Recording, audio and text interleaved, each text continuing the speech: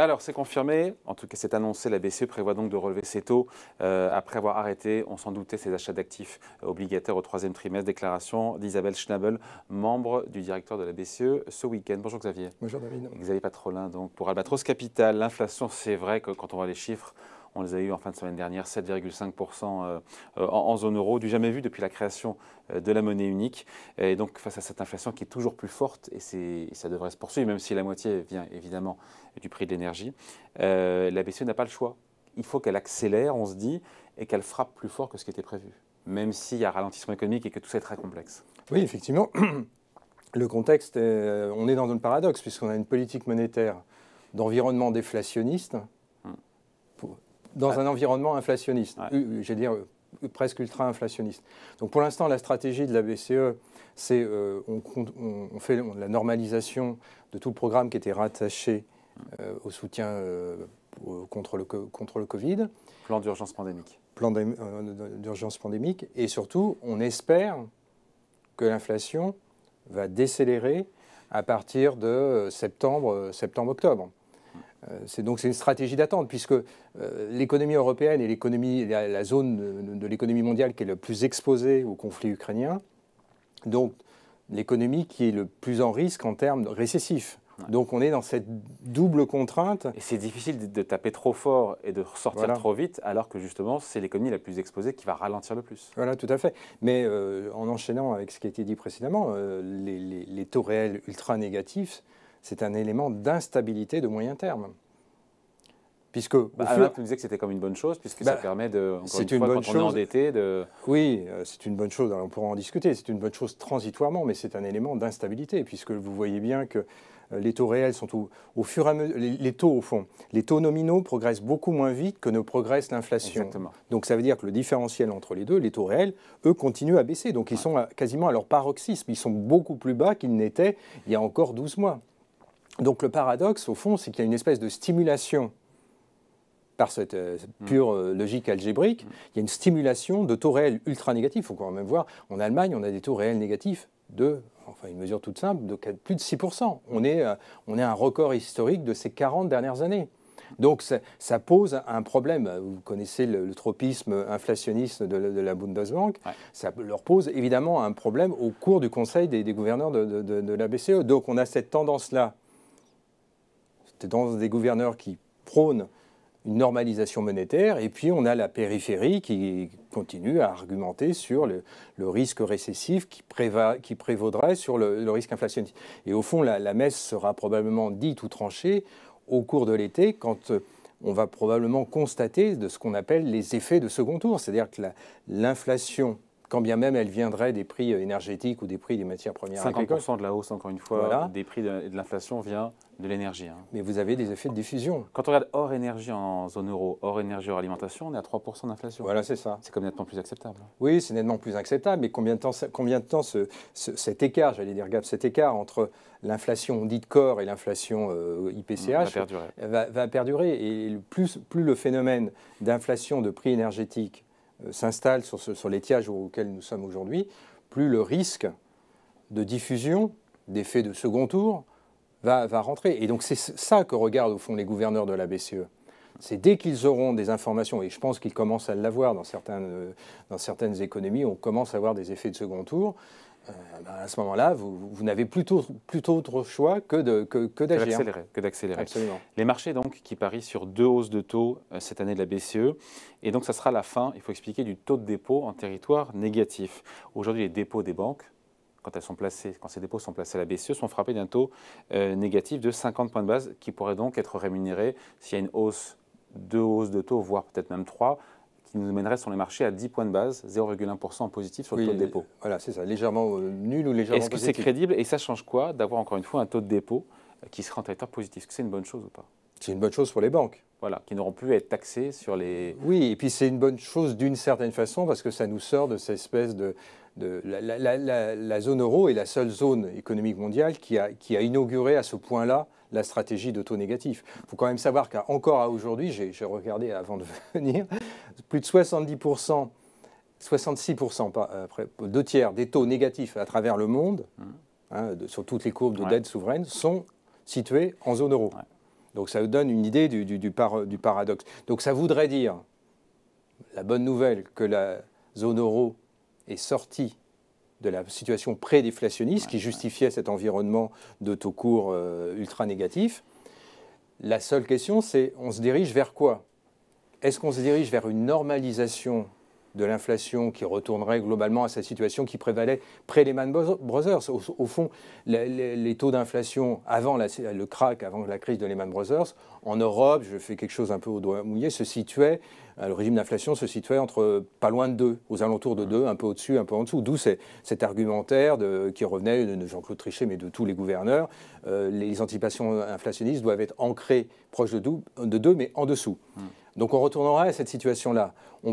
C'est une option 1, mais l'option 2 qui pourrait se matérialiser, c'est un environnement récessif ou de très très faible croissance et un niveau d'inflation beaucoup plus élevé. Ce qu'on appelle, dans le jargon du métier, la stagflation.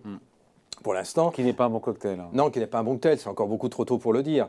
Mais les ingrédients sont en place. Et donc ce qui se passe aux portes de l'Europe, le conflit ukrainien est absolument déterminant sur le régime des prix énergétiques. On l'a bien compris pour le gaz, on l'a compris pour le pétrole, on l'a compris pour tout. Oui, mais là, encore une fois, la BCE, encore une hausse de taux, on l'a dit 10 fois ici, même ailleurs, une hausse de taux ne peut en rien, encore une fois, lutter contre la flambée des coûts qui viennent d'une guerre. Et là, on se dit... mais c'est pas et en même temps, la BCE ne peut pas rester les bras croisés avec une inflation qui est entre 7 et 8 %. C'est là où l'équation est, est insoluble. Donc la stratégie, c'est l'attentisme. Donc on continue les normalisations qui étaient prévues. Mais globalement, plus on est dans un environnement de taux réels aussi négatif, plus ça induit de l'instabilité financière à moyen terme.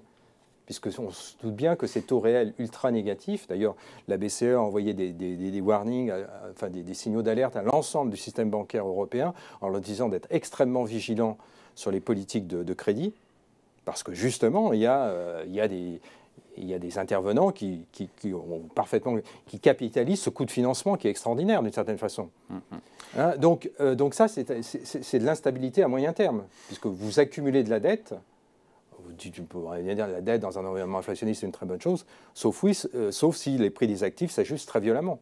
Si les prix des actifs s'ajustent très violemment, notamment, ou s'ajustent violemment, j'en sais rien, mais s'ajustent notamment sur l'immobilier, là on rentre en zone de risque. Donc, après, il faut hiérarchiser les risques.